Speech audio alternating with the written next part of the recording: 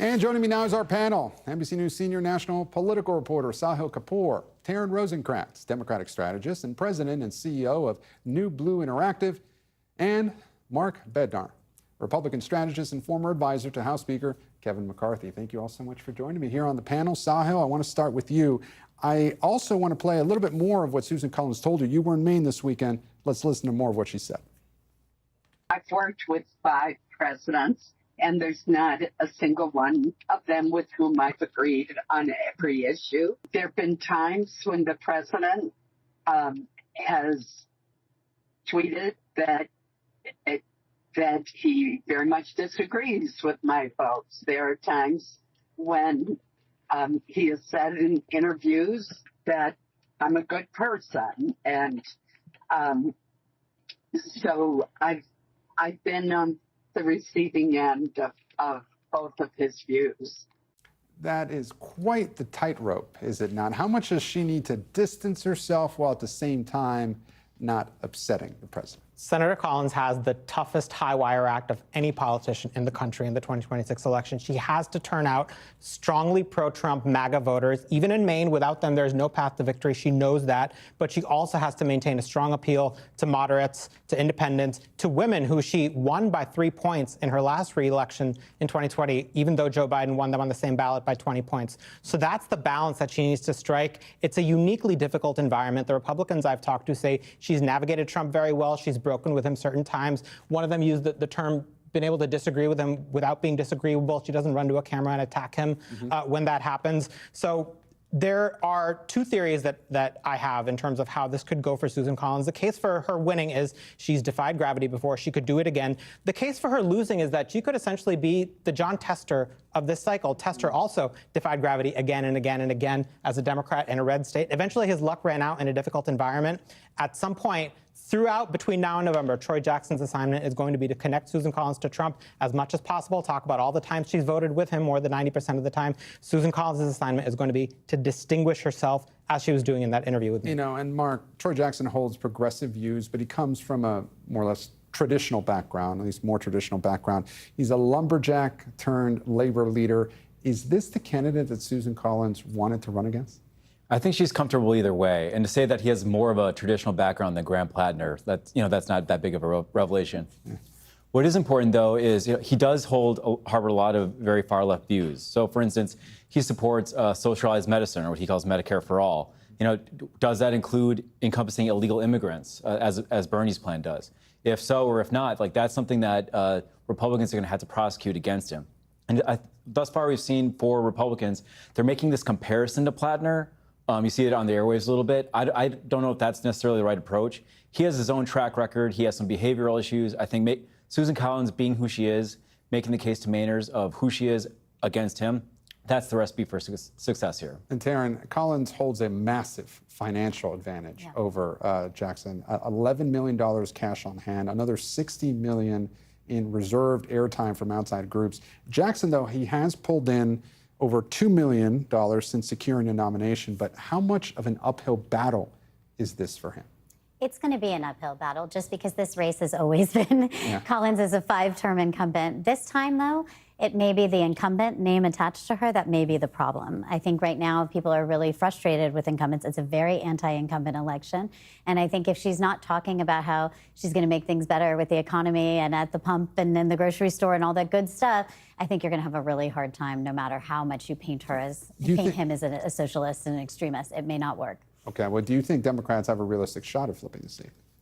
I think that Democrats have a shot everywhere this particular cycle just because of what's happening in the world. And if Republicans continue to not talk about the things that matter to Americans, they're going to pay for it at the polls. Okay, well, Sahil, I want to turn now to Capitol Hill, where there's this growing feud, if you want to call it, this growing rift between the Senate Majority Leader John Thune and President Trump.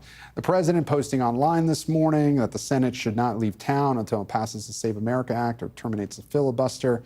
Is any of that likely to happen?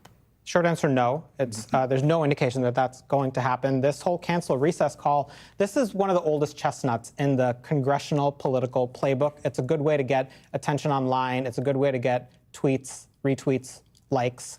You see Senator Mike Lee jumping on this as well, saying he's not going to consent to going on recess. if Thune tries, which is a little bit like Michael Scott declaring bankruptcy. You actually have to go to the floor and mount a live objection to that, which he's not been willing to do so Just far. can't declare bankruptcy. You can't just declare. You can't just yell, "I declare bankruptcy." So let's see if they're willing to do that. I remain skeptical of this. But one thing canceling recess doesn't do, it doesn't move votes. You know, if you have business to do and you're backed up, you can use an extra week. You can use an extra 2 weeks to get those things done. But they don't have the votes for this. And what Senator Thune told our colleague Frank Thorpe on the Hill just moments ago is, show me how to get an outcome. Show me the path to getting to yes, to getting the votes to pass the Save America Act, which they don't have. I want to ask the control room, do we have that new interview with John Thune responding? I want to toss to that right now. And Mark, I want to ask you to get your response on the other side.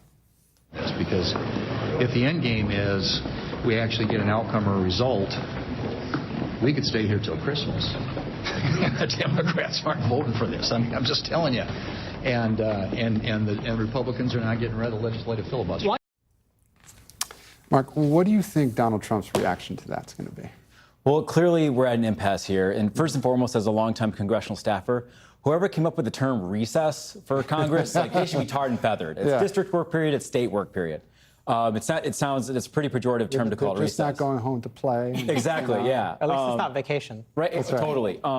But clearly here, this is not about a calendar, as Leader Thune alluded to. This is about a coalition of getting votes together. So ultimately, where this needs to end up, if Republicans want to get anything done with this going forward before the election, Speaker Johnson, Leader Thune, and President Trump need to lock themselves in a room and figure out what can get 218 votes in the House, 51 in the Senate, presidential signature, and a partridge in a pear tree should it take to Christmas. But this is more about how do we find a path forward rather than some sort of calendar timeline. Well, Taryn, one of the president's arguments that if Democrats take back the House, take back the Senate, they'll just nuke the filibuster in a heartbeat. However, today Senator John Fetterman said that he would not support terminating the filibuster. So are these just empty threats by the president? I think they are a little bit, because I am going to say that with the threat of democracy overhead and what's been happening with Donald Trump, I think there is more support than ever for something like the filibuster as a protection for some of what's been happening and what we're seeing happen. So I do think there'll be more of a movement of there, and I think it is a little bit of an empty threat on some hyperbole, which he may be known for. However, it is important, and I leave it to Sahil and every intrepid Capitol Hill reporter and campaign reporter, go ask Senate Democrats and candidates. Are they going to get rid of the filibuster when they have the first opportunity, or do they pledge to keep it? This is a question, that's not just a Republican dynamic. Democrats should have to answer for this directly as well. That's an interesting question, Sahil. How do you think Democrats would respond to that right now? Well, in 2024, the vast majority of Democrats on the ballot said they would abolish the filibuster. They tried this in January of 2022. Everyone except Joe Manchin, Kyrsten Sinema voted to abolish the filibuster to pass their voting rights bill. What they're not going to do is do it while Donald Trump is president. They're going to need a trifecta. They're going to need a majority of senators willing to nuke the filibuster and a huge agenda, which they can go to voters and say, this is what we will pass if we end up abolishing the filibuster. This is what's standing in the way. But Fetterman flipping is also notable. Well, I was going to ask you, vote. You've been covering John Fetterman for a long time, since the early days of his Senate campaign. What do you make of his unraveling relationship with the party?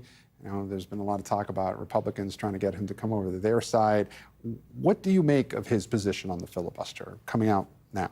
Well, it's the latest issue that he's broken with the Democratic Party on. He was critical of them on immigration and the border. He's been very, very critical of Democrats in the turn on Israel. He's a hardline pro-Israel, pro-Netanyahu person, and there are fewer and fewer of them within the Democratic Party. And now today he's got an op-ed out where he admits he was wrong. He says he was wrong about the filibuster. He campaigned in favor of abolishing in 2022 when he ran. The thing is, Fetterman's term is up in 2028. He's at about 19% approval with Democrats. I can't see him winning a primary. Is he going to switch parties? Is he going to try something that Manchin and Sinema considered before they realized there was no path to getting reelected? Is he going to be around in Washington much longer is my question. Big question. Sahil, Taryn, Mark, thank you so much for joining us here on the panel. And a programming note.